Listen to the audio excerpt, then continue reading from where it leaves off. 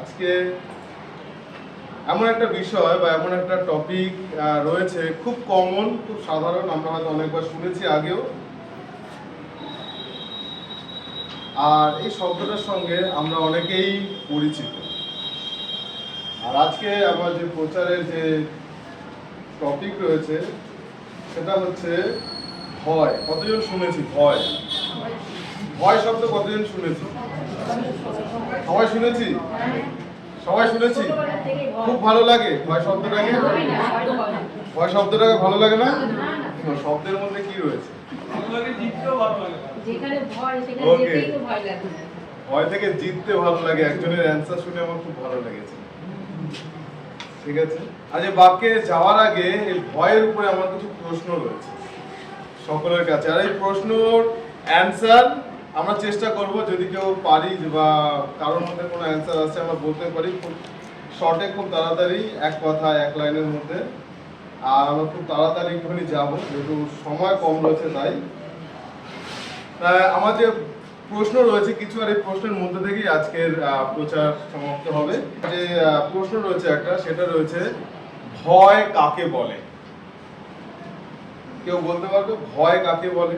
যখন আমরা কোন জিনিসটাকে পারি না, সেটার সাথে প্রতিদ্বন্দ্বিতা করতে পারি, তখন সেটাকে আমরা ভয় পাই। পেরে উঠি না কোনো কিছুর সাথে। যখন আমরা কোনো কিছুর সঙ্গে পেরে উঠি, সেখান থেকে ভয় জন্ম নেয়। ওয়াও, এটা একটা অনেক ভালো অ্যান্সার। মানে এর সাথে প্রতিদ্বন্দ্বিতা করতে গিয়ে সেটাকে জয় করার রাস্তা বা নিজেরা যখন আবিষ্কার করবে, সেটাকেই জয় করা যায়।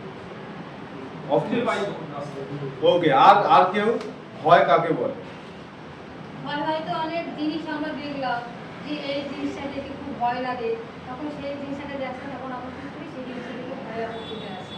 কোনো অন্যায় করলেও তো ভয় লাগে, কোনো একটা অন্যায় করলে ভয় লাগে তো অনেক কিছু থেকে। প্রশ্নটা হচ্ছে ভয় কাকে বলে। যেমন দাদা বলছিল কিছু বিষয়, সেটা হচ্ছে ভয়। ওকে, আমি কোনো ভুল সিদ্ধান্ত মানে নিতে ভয় পাবো, যে ভুল সিদ্ধান্ত মানে যে কোনো একটা ভুল সিদ্ধান্ত নেওয়ার সময় সেটা হচ্ছে ভয় পাবো যে এই ভুলটা করলে পরে তার পেছনে আমার কোনো ক্ষতি হয়ে যাবে।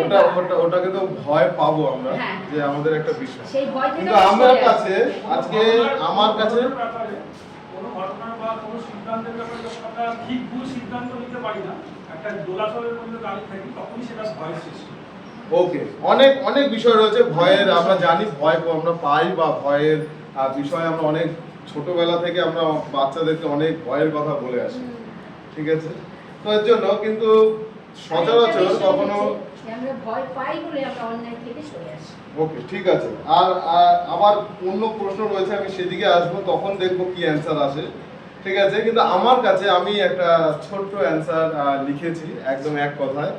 আর সেটা হচ্ছে ভয় হলো আমাদের আত্মিক সত্তাকে দমন করা। ভয় হলো আমাদের আত্মিক সত্তাকে দমন করা। ঠিক আছে, মনে রাখবো যতগুলো অ্যান্সার রয়েছে প্রশ্ন আমার নিজের তৈরি, অ্যান্সারও আমার নিজেরই তৈরি। কোনো গুগল থেকে কোনো জায়গা থেকে কোনো অ্যান্সার নেই। ঠিক আছে, আমি জানি না গুগলে বা কোনো জায়গায় সার্চ করলে কি অ্যান্সার আসবে, কিন্তু ভয় কাকে বলে? ভয় আমাদের যে আত্মিক সত্তা রয়েছে একটা, সে আত্মিক সত্তাকে দমন করা মিন্স দাবিয়ে রাখা, একদম শান্ত করে দেওয়া, সেটা হচ্ছে ভয়। ঠিক আছে, আর এই ভয় কোথা থেকে আসে? পরের প্রশ্ন হচ্ছে ভয় কোথা থেকে আসে? পারিপার্শ্বিক চাপ থেকে আসে। পারিপার্শ্বিক চাপ থেকে ভয় আসে। ওকে, আমি বলছি ভয় আসে সর্বপ্রথম, ভয় কিন্তু আমাদেরকে অনেকে দেখানোর চেষ্টা করে, তাই না? অনেক রকমের আমরা জানি পারিপার্শ্বিক এটা বলছে, এটাও কিছু ক্ষেত্রে রাইট, সব ক্ষেত্রে রাইট বলবো না, কিছু ক্ষেত্রে হয়তো হতে পারে, কিন্তু ভয় আসে মূলত শয়তানের কাছ থেকে। ঠিক আছে, অ্যান্ড সেকেন্ড বিষয় যেটা হচ্ছে সেটা হচ্ছে মন্দতা থেকে, আর থার্ড যেটা রয়েছে সেটা হচ্ছে অন্ধকার। আরো অনেক কিছু রয়েছে, অনেক কিছু থাকতে পারে, কিন্তু ভয় কোথা থেকে আসে? ভয় আসে শয়তানের কাছ থেকে, ভয় আসে মন্দ, যেটা একটু আগে আমরা বলা বলি করার চেষ্টা করছিলাম, যে যদি যখন আমরা কোনো ভুল কাজ, কোনো খারাপ কাজ, কোনো ভুল সিদ্ধান্ত, এই সমস্ত জায়গায় যখন আমরা করি, তখনই আমাদের মনের মধ্যে একটা ভয়ের জন্ম নেয়, ভয় জন্ম নেয় যে আমি ভুল কাজটা করে ফেলেছি। যদি কেউ দেখে নেয়, যদি কেউ শুনে নেয় বা জেনে যায়, তাহলে কি হবে? এটা একটা ভয়, ঠিক আছে? সেটা মন্দতা বা ভুল জায়গা থেকে। আর ভয় আসে অন্ধকার থেকে, তাই না? অন্ধকার থেকে ভয় আসে তো। যখন কেউ একটা অন্ধকার নিরিবিলি পথে চলে, সবার প্রথম তার একটা মনের মধ্যে পুরো ভয় চলে আসে যে আশেপাশে কেউ নেই, একা যাচ্ছি, কোথায় কি হয়ে যাবে, সামনে কেউ কোনো কিছু আছে কিনা, কি হবে আমার, যখন হাঁটছি মনে হচ্ছে যেন আমার পিছনে কেউ হাঁটছে, তাই না? একটা ভয় অন্ধকারে কাজ করে, ঠিক আছে? আর থার্ড কোশ্চেন যেটা রয়েছে, বলছে যখন আমরা ভয় পাই তখন কি ঘটে? যখন আমরা ভয় পাই তখন কি ঘটে?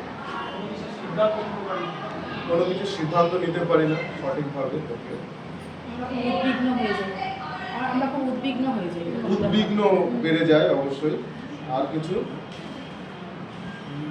ওকে, আমি বেশি সময় নিচ্ছি না, অ্যাকচুয়ালি রয়েছে তার জন্য, কিন্তু আমি যেটা বিশেষ করে আমি বলতে চাই, যখন আমরা ভয় পাই তখন আমাদের জীবনে কি ঘটে? উদ্বিগ্নতা বেড়ে যায় অবশ্যই, আমাদের সিদ্ধান্তের সমস্যা হয়, কিন্তু সব থেকে এফেক্ট যেটা হয় যখন আমরা প্রচুর পরিমাণে ভয়ের মধ্যে থাকি, তখন সব থেকে বেশি সেটা হচ্ছে মানব জীবনের মানসিক এবং আন্তরিক সত্তার অবকাশ ঘটে বা পতন ঘটে। মানসিক এবং আন্তরিক যে আমাদের সত্তা রয়েছে, সে আন্তরিক সত্তার অবকাশ ঘটে বা পতন ঘটে, ঠিক আছে? যখন আমরা ভয় পাই, আর সেই ভয় পাওয়ার ফলে আমাদের জীবনে কি ঘটে?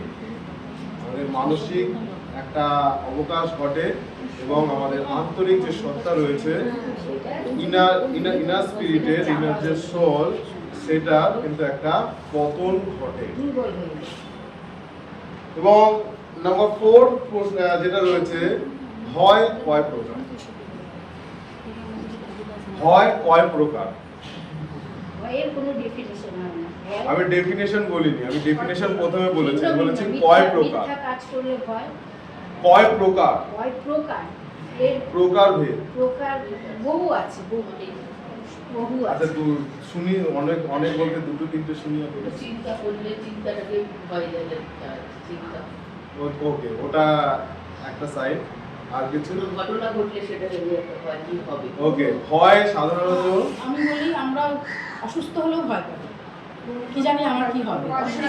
হ্যাঁ, ভয় পাই, কি করলে আমরা ভয় পাই সেটা রয়েছে।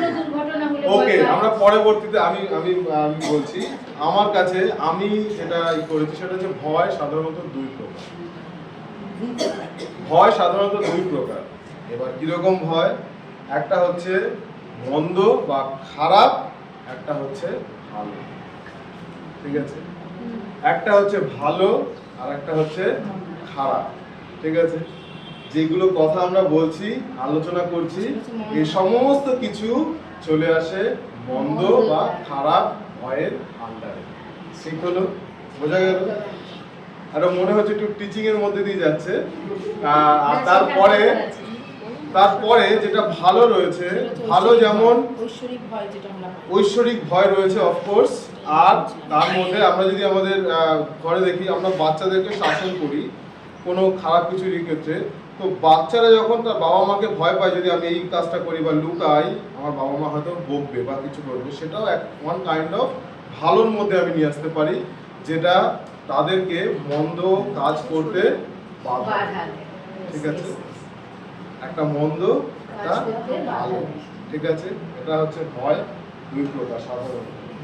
আর লাস্ট কোশ্চেন সেটা হচ্ছে, আমরা যখন ভয় পাই সেই মুহূর্তে আমরা কি পেতে চাই? সেই মুহূর্তে আমরা কি করতে চাই? ঈশ্বরের শরণাপন্ন হতে চাই। ঈশ্বরের শরণাপন্ন হতে চাই। ওকে, মনে প্রাণে তাকে স্মরণ করতে চাই। আর কিছু? শাস্তির থেকে বাঁচতে চাই। শাস্তির থেকে বাঁচতে চাই। শাস্তির থেকে বাঁচতে চাই। বলো। সলিউশন। ওকে, ওই একই, মানে সেই জায়গা থেকে প্রবলেমটাকে সলভ করা। ওকে, আমি এখানে জাস্ট দু একটা কথা লিখেছি। সবার প্রথম এটাই হয় যখন আমরা ভয় পাই বা যখন আমরা প্রচুর পরিমাণে সেইটা দ্বারা এফেক্টেড, আমাদের পরিবারে বা আমাদের আশেপাশে কেউ, সবার প্রথম সেই ব্যক্তি সেই জায়গা থেকে উদ্ধার পেতে চায়। সবার প্রথম সেই ব্যক্তি সেই জায়গা থেকে উদ্ধার পেতে চায়। আর এই উদ্ধার পাওয়ার জন্য তারা বিভিন্ন মানুষের সঙ্গে ডিসকাস করে, কোথায় গেলে কি হবে, কোথায় গেলে আমি এখান থেকে উদ্ধার পাবো। আর যে যা বলে তারা সেই কথাটাকেই শুনে এবং তার কথা মতো এদিকে যাচ্ছে ওদিকে যাচ্ছে বিভিন্ন জায়গায়। কেন? যেন সেখান থেকে সে মুক্তি পায়।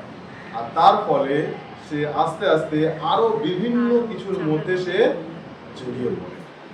তাই না? তাই না? আমি এটা জাস্ট কয়েকটা প্রশ্ন করলাম এই কারণে, আজকে ভয় এই শব্দটা আমরা ছোট থেকে আমাদের মধ্যে, আমরা হয়তো একদম ছোটবেলায় যখন আমরা কিছু জানতাম না, বুঝতাম না, সেই সময় থেকে আমাদের মধ্যে ভয় শব্দটাকে ঢুকিয়ে দেওয়া হয়েছে।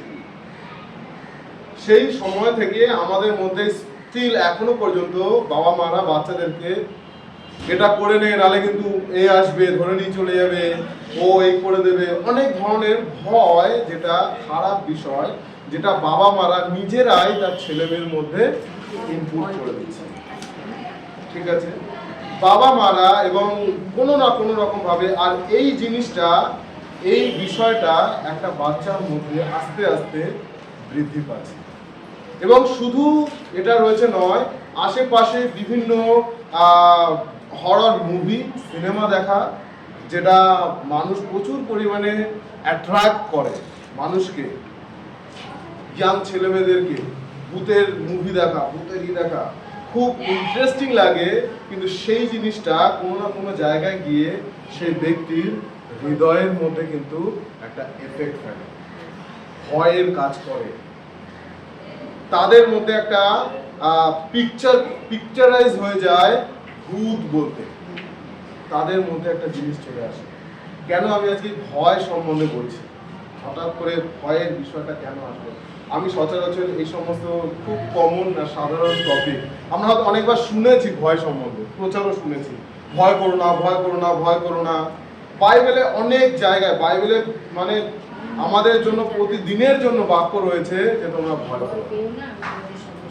আর আমাদের কাছে জল অনেক বাক্য হয়তো মুখস্থও আছে, আমরা হয়তো অনেক বাক্য জানি যে ভয়ের উপরে আমাদেরকে কি বলে, ভয় করো না, ভয় করো না, আমরা অনেক বাক্য জানি। কিন্তু এই ভয়ের উপরে বাইবেলে এতবার করে এই কথা কেন লেখা হয়েছে, কেন লিখেছে? তার মানে নিশ্চয়ই আজকে আমরা কোনো না কোনো জায়গায়, নিশ্চয়ই আজকে আমরা কোনো না কোনো ভাবে এই ভয়ের মধ্যে পড়ে রয়েছি, এই ভয়ের মধ্যে আমরা দেবে রয়েছি। আজকে জগতের সমস্ত কিছুর মধ্যে, যেরকম দাদা একটা কথা বলছিল প্রথমে, যে অ্যান্সারটা দিয়েছিল না, যে ভয় যখন আমরা কোনো কিছুর সঙ্গে যখন আমরা পেরে উঠি না, তখন আমরা সেটা আমাদের মধ্যে ভয় নিয়ে আসে, ভয়ের জন্ম দেয়। আর এই জিনিসটা খুব ট্রু একটা অ্যান্সার। ঠিক আছে, আজকে বিভিন্ন কিছু সৃষ্টি হয়েছে কোথা থেকে? এই ভয় থেকে। আজকে এত কিছুর আমরা এখানে যাচ্ছি, ওখানে যাচ্ছি, এটা করছি, সেটা করছি, আমি সরাসরি হয়তো কোনো কিছু বলতে চাই না, কিন্তু সেটার জন্ম, সেটার উৎপত্তি কিন্তু এই ভয় থেকে এসেছে। ঠিক আছে, আজকে আমি একটা ভেরি কমন একটা কথা বলতে চাই, যেটা আমরা সকলে পরিচিত, ইভেন এখানে ছোটরা এরাও পরিচিত, সেটা হচ্ছে করোনা ভাইরাস। তাই না? করোনা ভাইরাসের সময় মানুষ প্রচুর পরিমাণে ভয়ে আক্রান্ত, তাই না? প্রচুর পরিমাণে ভয়ের মধ্যে মানুষ ঢুকেছিল এবং এই ভয়ের সঙ্গে কেউ পেরে উঠছে না। অ্যাকচুয়ালি তো ভয়ের সঙ্গে না, রোগের সঙ্গে কেউ পেরে উঠছিল না। কিন্তু এই রোগ মানুষের মধ্যে একটা বাসা বেঁধেছে, আর সেটা কিসের? ভয়ে। আর এই কারণে মানুষ এখান থেকে উঠতে পারছে না দেখে তারা একটা সলিউশন, যেটা বলার চেষ্টা করছিল, সলিউশন খোঁজার চেষ্টা করেছে। সলিউশনটা কি? কিভাবে বেরোবে? না, করোনা দেবী, করোনা পুজোতে পরিণত হয়ে গেছে, তাই না? আমরা শুনেছি কখনো? শুনিনি। করোনা পুজোতে পরিণত হয়ে গেছিল। ওকে, তো এইটা ভয়ের কারণে চলে এসেছে। আজকে এই ভয় আমাদের প্রত্যেকটা মানুষের জীবনে কোনো না কোনো জায়গা থেকে আসে, কোনো না কোনো জায়গায় আমাদের হৃদয়ের মধ্যে ভয় এফেক্ট করেছে, যেটা এখনো পর্যন্ত কাজ করে, ঠিক আছে? আর যার ফলে আজকে ভয়ে আমরা এখনো পর্যন্ত ডুবে রয়েছি, আমরা ভয়ের মধ্যে এখনো পর্যন্ত রয়েছি। আর যার ফলে আজকে আমরা প্রার্থনা করছি ঈশ্বরের কাছে, ঈশ্বরের উত্তর আসছে, কিন্তু আমরা আমাদের জীবনে সেটাকে দেখতে পাচ্ছি না, আমরা আরোগ্যতা পাচ্ছি না। কেন? কারণ আমাদের মধ্যে যে মন্দ ভয়, সেই ভয় আমাদেরকে ঈশ্বরের আশীর্বাদকে বেঁধে রেখেছে, একটা বাধার সৃষ্টি তৈরি করে রেখেছে, যার ফলে আমরা কিন্তু ঈশ্বরের আশীর্বাদকে দেখতে পাচ্ছি না আমাদের জীবনে অনেক জায়গায়।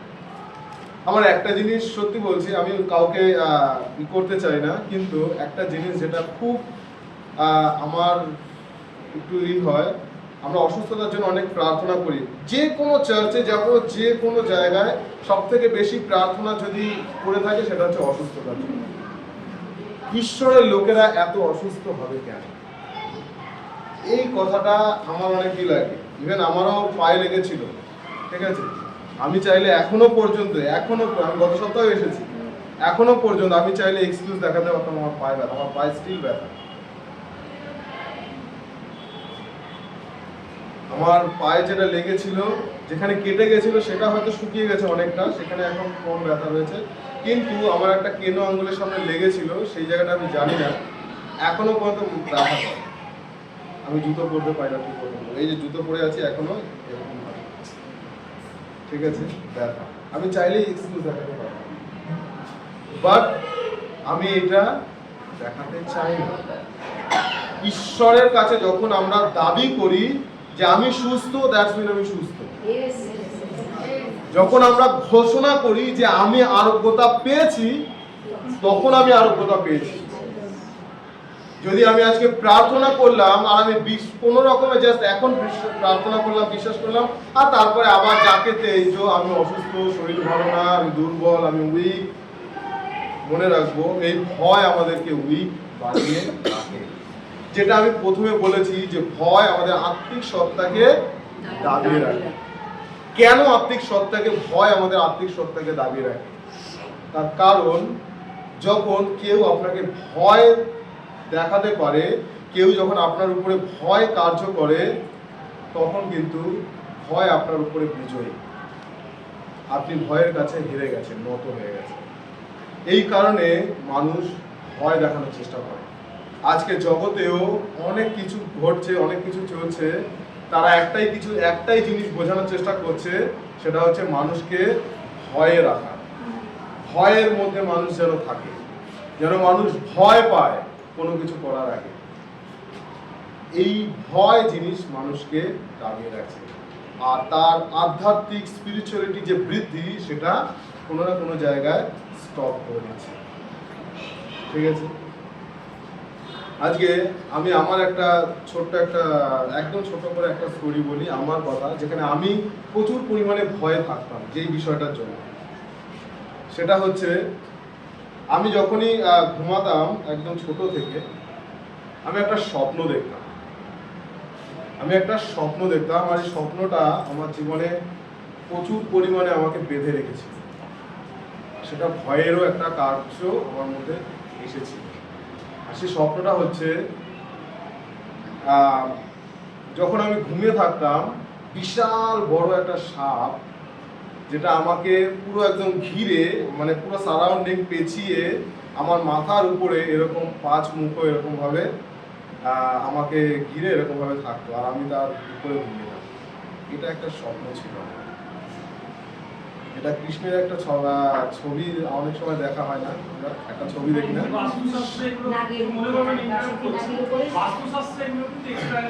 হ্যাঁ আছে তো, অফকোর্স আছে। আমি এটার কথা বলছি যে এটা একটা রয়েছে, এটা আমি একটা স্বপ্ন দেখতাম, আর যেটা আমার মধ্যে একটা প্রচন্ড ভয়ের কাজ করতো।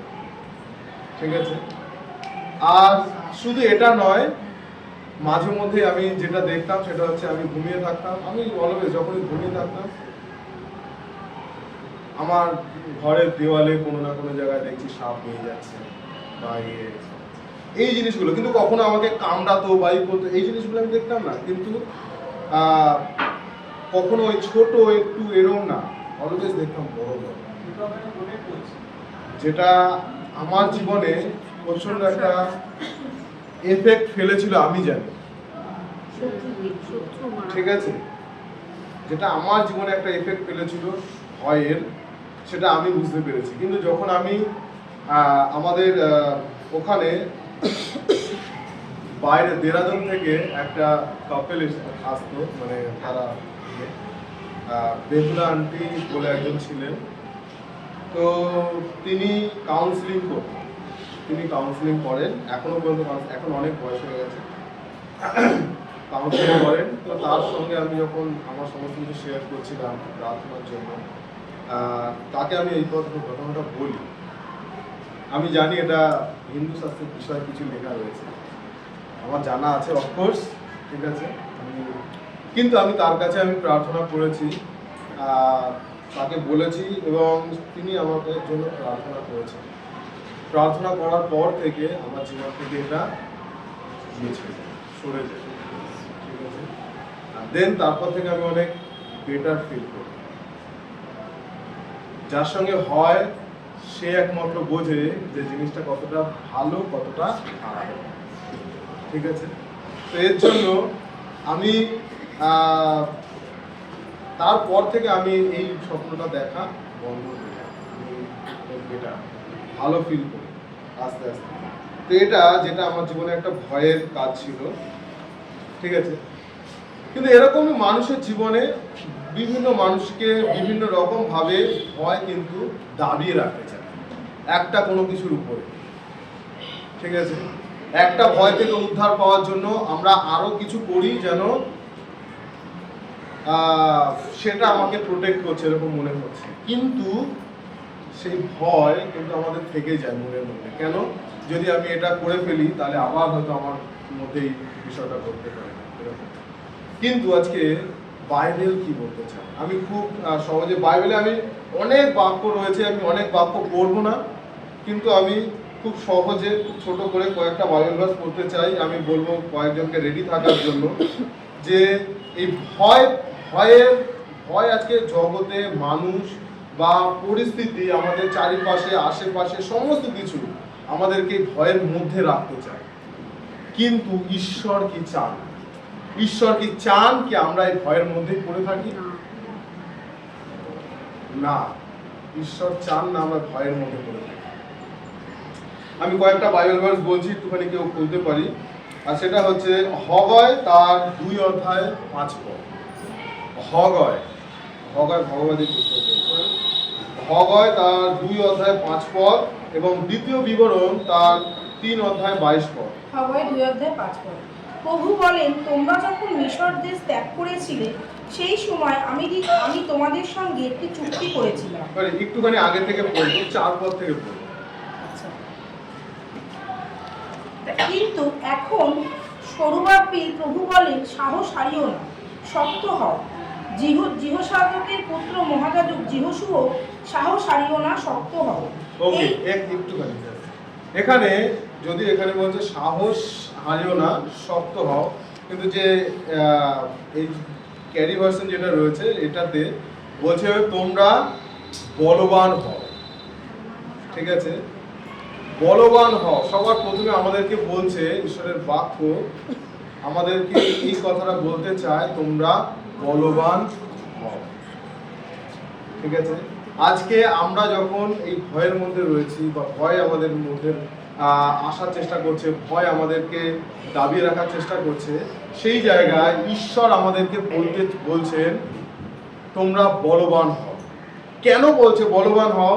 তার কারণ নিশ্চয়ই আমরা কোনো না কোনো জায়গায় দুর্বল, আর এই দুর্বল বলেই আজকে আমাদেরকে ভয় আরো দুর্বল বানাতে চাইছে। আমরা দুর্বল বলেই আজকে এই ভয় আমাদেরকে সম্পূর্ণ আমাদের আত্মাকে দাবিয়ে রাখতে চাইছে। আর এই কারণে ঈশ্বর চান না আমরা সেই জায়গায় দেবে থাকি, আমরা সেই জায়গায় পড়ে থাকি, কিন্তু ঈশ্বর চান যেন আমরা আমাদের সেই জায়গা থেকে উঠি। তাই ঈশ্বরের বাক্য প্রথমেই বলছে তোমরা বলবান হও। ঈশ্বর চান না যতক্ষণ না আমরা বলবান হব ততক্ষণ কিন্তু আমরা ওই নিচে বা কোনো জায়গায় চাপা পড়ে থাকবো, আর আমাদেরকে কেউ না কেউ দাবিয়েই রাখবে। ঠিক আছে, তারপরে আমরা পড়ি, এই দেশের সমস্ত লোককে প্রভু এই কথা বলেন, সাহস হারিও না, শক্ত হও। সকলকে ঈশ্বর এই কথা বলতে চান।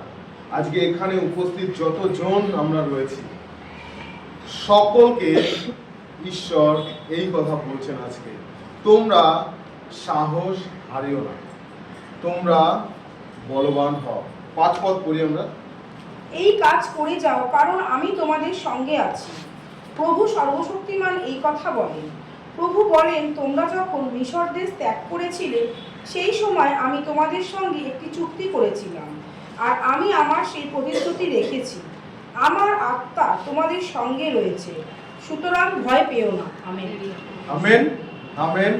সবার প্রথম আমরা ভয় পেও না, ভয় পেও না অনেক শুনেছি, আমাদের বাক্য হয়তো অনেকের মুখস্থ, অনেক জায়গায় অনেক ধরনের বাক্য, কিন্তু ভয় পেও না বলার আগে ঈশ্বর এই কথা বলতে চায় আপনাদেরকে, তুমি দুর্বল নও, তুমি বলবান হও। তুমি বলবান হও, তুমি সাহস করো, এবং ঈশ্বর বলছে আমি তোমার সঙ্গে সঙ্গে আছি। আর যখন তোমাদেরকে, যখন ইসরায়েল জাতি যখন মিশরে সেই তারা যে বন্দী ছিল, তাদেরকে সেখান থেকে ঈশ্বর বার করে নিয়ে আসতে চাইছিল, তারা কিন্তু বন্ধন দশার মধ্যে যখন তারা ছিল, তাদের মধ্যেও কিন্তু একটা ভয় এবং দাসত্ব ছিল। ঠিক আছে, একজন বা কিছু মানুষ এত মানুষকে বন্দী করে রাখে। আজকে একটা দেশকে বন্দী করে রাখছে কিসের জোরে? তাদের শক্তি এবং মানুষকে ভয় দেখে। একজন অন্যকে দাবিয়ে এইভাবেই রাখে, প্রথমত বল, মানে শক্তি এবং ভয়। ভয় না পেলে, যদি আজকে আমি ভয় না পাই, আমাকে কেউ দাবিয়ে রাখতে পারবে না, আমাকে কেউ দাবিয়ে রাখতে পারবে না। আজকে অনেক মানুষ, আমরা বিশ্বাসী হিসেবে আমাদেরকে অনেকে আজকে বর্তমানে কিছু কাজ করার চেষ্টা করছে, সেটা কি? ভয় দেখানোর চেষ্টা করছে। আজকে আমাদেরকে ভয় দেখানোর চেষ্টা করছে, আর তারা ভয় দেখিয়ে আজকে আমাদেরকে দাবিয়ে রাখতে চাইছে। কিন্তু ঈশ্বর আপনাকে দাবিয়ে বা দেবে থাকার জন্য বলেন, বলছে সাহস করো, বলবান হও।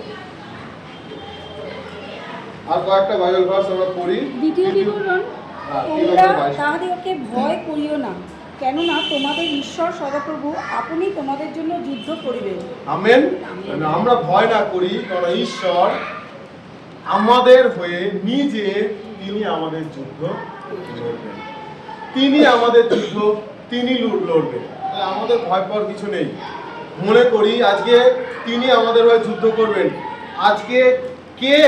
যিনি সমস্ত কিছুকে বানিয়েছে, যিনি আপনাকে, আমাকে এবং সমগ্র পৃথিবীর প্রত্যেকটা মানুষকে যিনি বানিয়েছেন, যার দ্বারা সমস্ত কিছু হয়েছে, যার নিমিত্ত সমস্ত কিছু হয়েছে, আজকে তিনি বলছেন তোমরা ভয় করো না, আমি তোমার হয়ে যুদ্ধ করব। আমাদের ভয় পাওয়ার কিছু নেই। এই জায়গায় আজকে কে আমাকে কি বলছে, কে বলছে তোমরা সরে যাও, কে বলছে তোমরা এই করো এই করো, কিন্তু আমরা যদি এটা বিশ্বাস রাখি, ঈশ্বর তিনি আমার সঙ্গে সঙ্গে আছেন।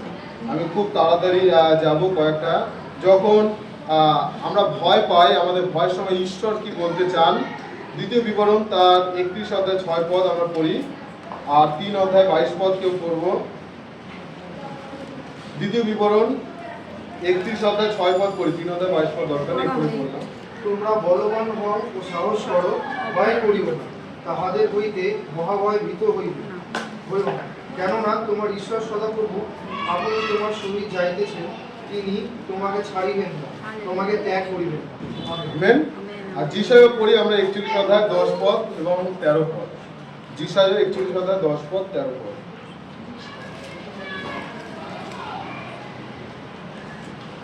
চিন্তিত হইও না, আমি তোমার সঙ্গে আছি। ভীত হইও না, আমি তোমার ঈশ্বর। আমি তোমাকে শক্তিশালী করব, তোমাকে সাহায্য করব, তোমাকে আমার ভালো দক্ষিণ হস্ত দিয়ে সমর্থন দেব। আমেন। 13 পদ। আমি প্রভু তোমার ঈশ্বর, তোমার ডান হাত ধরে আমি আছি, এবং আমি তোমাকে বলি, ভীত হবে না, আমি তোমাকে সাহায্য করব। আমেন। আমেন। যখন আমরা ভয় পাই বা ভয় যখন আমাদেরকে কেউ ভয় দেখানোর চেষ্টা করে, যখন আমাদের মধ্যে ভয় কার্য করার চেষ্টা করে, আমরা মনে রাখবো এই কথাগুলো যে ঈশ্বর সেই মুহূর্তের জন্য কি বলছেন আজকে আমাদের। ঈশ্বর কি বলছেন আজকে সেই মুহূর্তে আজকে আমাদেরকে। ঈশ্বর বারবার বলছে তোমরা সাহস করো, বলবান হও, তোমরা ভয় পেও না, আমি তোমার সঙ্গে সঙ্গে আছি। আর ঈশ্বর বলছে আমি তোমার দক্ষিণ হস্ত ধারণ করিব বা ধরে রাখবো। আমেন। যখন ঈশ্বর আমাদের হাতকে ধরে, একজন বাবা যখন তার ছেলের হাত ধরে, সেখানে যতই কঠিন পরিস্থিতি আসুক, যতই ভিড় আসুক, সে বাবা কিন্তু তার ছেলের হাত বা মেয়ের হাত কখনো ছাড়ে না। আমেন। সেই রূপে আজকে ঈশ্বরও কিন্তু আমাদেরকে ভালোবাসেন, তিনি সেই রূপে আজকে আমাদেরকেও ধরে রাখছেন। তিনি কিন্তু আমাদেরকে কখনো ছাড়বেন না, যে কোনো পরিস্থিতিতেই হোক না কেন। তাই আজকে যেন আমরা ভয় না পাই। আমেন। আর বলছে আমরা যখন ভয় পাই সেই মুহূর্তে আমাদের কি করণীয় বা আমরা কি করা উচিত আমাদের। যখন আমরা ভয় পাই, আমি বলছিলাম, প্রশ্ন করেছিলাম না, যখন আমরা ভয় পাই সেই মুহূর্তে আমাদের কি করণীয় বা আমরা কি করা উচিত। আমরা খুলি গীত সংহিতা তার 27-এর 1 পদ, কেউ খুলব গীত সংহিতা 118-এর 6 পদ, কেউ খুলব গীত সংহিতা 46-এর 1 থেকে 3 পদ। গীত সংহিতা 118-6 পদ। আমার সঙ্গে প্রভু আছে, তাই আমি ভয় পাবো না। লোকেরা আমাকে আহত করার জন্য কিছু করতে পারবে না। আমেন। সংহিতা 27-এর 1 পদ। প্রভু আপনি আমার জ্যোতি এবং আমার পরিত্রাতা, আমি কাউকে ভয় পাবো না। প্রভু আমার জীবনের সুরক্ষা স্থান, তাই কোনো লোককেই আমি ভয় পাবো না। আমেন। আর 46-এর 1 থেকে 3 পদ। ঈশ্বর আমাদের আশ্রয় এবং আমাদের শক্তির উৎস, সমস্যার সময়ে তার মধ্যেই আমরা সব সাহায্য খুঁজে পাবো। তাই যখন ভূমিকম্প হয়, যখন পর্বত ভেঙে সমুদ্রে পড়ে যায়, তখন আমরা ভয় পাই না। যখন সমুদ্র উত্তাল হয়ে ওঠে আর গর্জন করে এবং পর্বত যখন কেঁপে ওঠে, তখন আমরা ভয় পাই না। আমেন। আমেন। আর 56-3 থেকে 4 পদ এখানে রয়েছে, তো একই বিষয় অনেক জায়গায় বলছে। সবার প্রথম যখন আমরা ভয় পাই আমাদেরকে কি করণীয় উচিত, এখানে কয়েকজন বলছে যে আমরা ঈশ্বরের কাছে আসবো। তো এখানেও বাক্যতে কয়েক জায়গায় বলছে যে আমরা সবার প্রথম আমাদের ঈশ্বরকে স্মরণ করা উচিত, ঈশ্বরকে এবং ঈশ্বরের শক্তিকে আমাদের স্মরণ করা উচিত। সবার প্রথম যখন আমরা ভয় পাই, যখন আমাদের মধ্যে ভয় কার্য করে, যখন আমাদের মধ্যে ভয় আসে, তখন যেন আমরা এই জায়গায় মনে রাখি যে ঈশ্বর আমার জ্যোতি। আমি বলছিলাম না, একটা মন্দ একটা ভালো, সে ভালো ঈশ্বরের ভয় যেটা আমাদের মধ্যে জ্যোতি। আমি বলছিলাম অন্ধকার থেকে ভয় আসে, আলো থেকে ভয় আসে না কখনো কখনো, ঠিক আছে। তো ঈশ্বর যখন আমাদের জ্যোতি, তখন আমাদের মধ্যে সেই ভয় কার্য করবে না। ঈশ্বর আমাদেরকে সেই জায়গা থেকে রক্ষা করবে। তাহলে আমাদের কার ভয় করবো আমরা? ঈশ্বর যখন আমাদের সঙ্গে রয়েছেন, আমি কেন অন্যের কার ভয় করব? কে আমাকে কি করতে পারে? ঈশ্বর যখন আমার সহায়, তাই না? আর যেন আমরা যখন এর মধ্যে থাকি, যেন আমরা কি করতে পারি? ঈশ্বরের প্রশংসা, ঈশ্বরের নামের প্রশংসা করি এবং ঈশ্বরের কাছে আসি। যেন এই সমস্ত কিছুর মধ্যে থেকে যেন আমরা উঠতে পারি, আমরা আমাদের ভয়ের উপরে আমরা বিজয় লাভ করতে পারি।